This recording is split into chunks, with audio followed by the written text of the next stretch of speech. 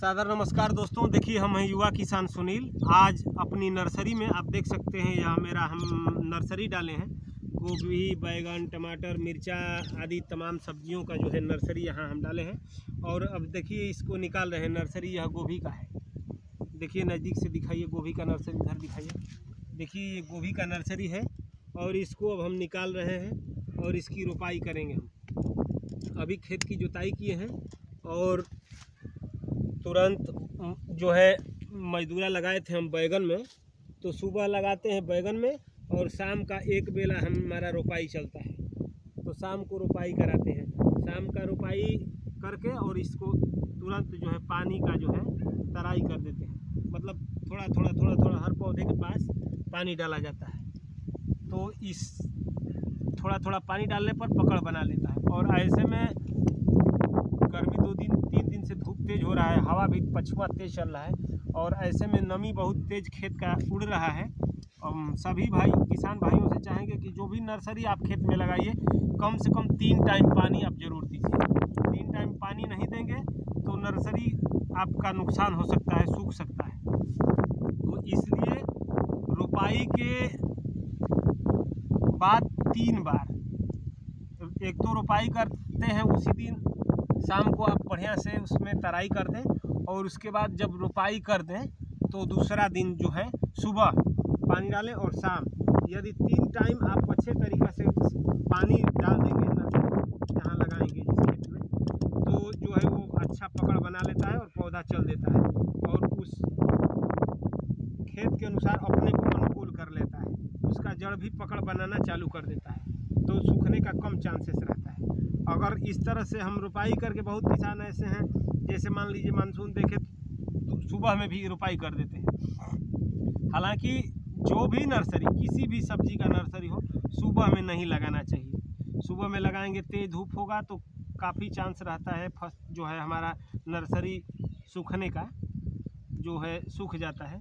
तो इसलिए शाम को जो है आप जब भी नर्सरी लगाएं शाम को लगाएं। शाम को लगाने के बाद यदि बारिश हो रहा है, बारिश का मौसम है, अगर बूंदाबांदी हो रहा है तो और बेहतर है।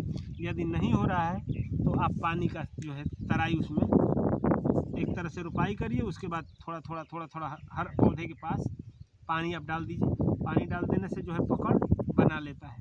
तो इस प्रकार यदि अब 2-3 दिन से तो मौसम ऐसा हो रहा है कि यदि नहीं पानी का तराई करेंगे तो पौधा हमारा सूख जाएगा। बहुत किसान ऐसा भी करते हैं कि चलिए मौसम मानसून आ गया है, बादल देखते हैं तो पानी का तराई नहीं करते। आप पानी का तराई जो है अवश्य करें। पौधा के रोपाई के बाद नहीं करेंगे, दूसरा टाइम तीसरा टाइम यदि समय चूक जाता है तो पौधा पूरा नष्ट होने का जो है संभावना रहता है और नष्ट हो भी रहा है बहुत किसानों का। तो इसलिए ये काम अवश्य करें।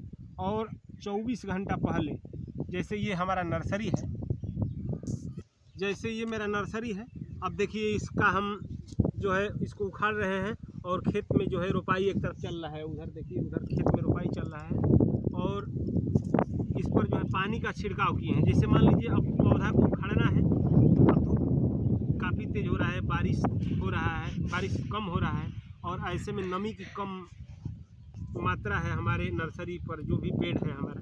तो पानी का छिड़काव इसलिए कर देते हैं कि जड़ जो है, मिट्टी जो है नरम हो जाएगी और जड़ सहित पौधा हमारा उखड़ जाएगा।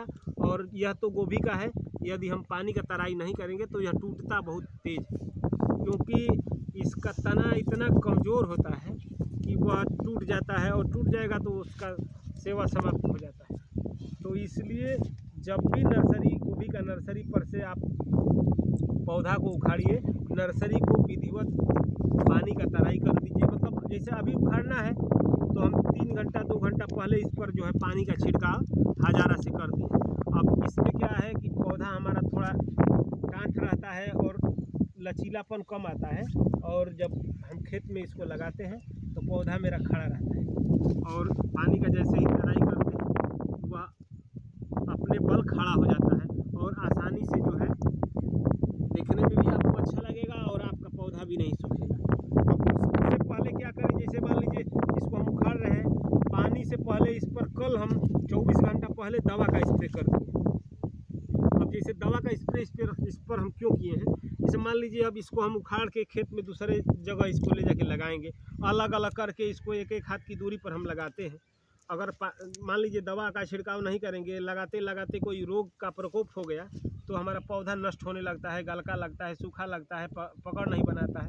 तो इसलिए रोपाई से पहले, रोपाई से 24 घंटा पहले, मान लीजिए अब आज हम उखाड़ रहे हैं तो कल शाम को इस पर हम जो है दवा का स्प्रे किए हैं, कीटनाशक और टानी 2 दवा और ये गलका का 3 दवा इस पर हम लगा के स्प्रे किए हैं, ताकि हमारा पौधा जो है नष्ट न हो और जितना पौधा हम उखाड़े आसानी से उखड़ जाए।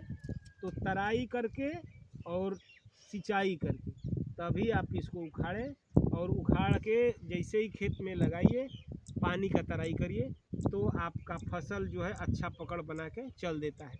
तो ज़्यादा किसान भाई इसमें आलस्य करते हैं और वह प्रकृति पर निर्भर रहते हैं, छोड़ देते हैं। वैसे लोगों का ज़्यादा नर्सरी जो है नष्ट हो जाता है। तो आप देखिए महंगाई कितना ज़्यादा है, खाद है, बीज है, सब कुछ हमको ख़रीदना ही है, दवा है। तो नर्सरी को बचाने में कोई कोर कसर आप नहीं छोड़िए, क्योंकि नर्सरी नहीं रहेगा तो हम क्या खेत में रोपेंगे, लगाएंगे, खेत को खाली छोड़े हैं। तो नर्सरी बचाना काफ़ी कठिन काम है और इस पर बेहद गंभीरता से विचार करने की आवश्यकता है किसान भाइयों को।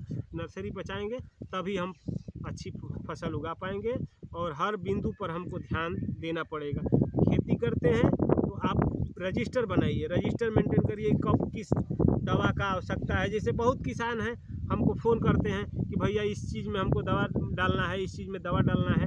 जितना मेरे को जानकारी रहता है मैं बताता हूँ, लेकिन कुछ ऐसे भी किसान हैं जो एक ही चीज़ को रोज़ रोज़ पूछेंगे कि भैया ये कौन सा दवा बताए थे। तो इससे समझ में आता है कि किसान सक्रिय नहीं है खेती में। हमारे जो आज के युवा पीढ़ी है वह सक्रिय नहीं है। यदि सक्रिय रहते तो एक बार बताने के बाद उनको कंठस्थ हो जाता, याद हो जाता। तो इसका आप खास ख्याल रखें और इसी के साथ आप सभी किसान भाइयों को सादर नमस्कार।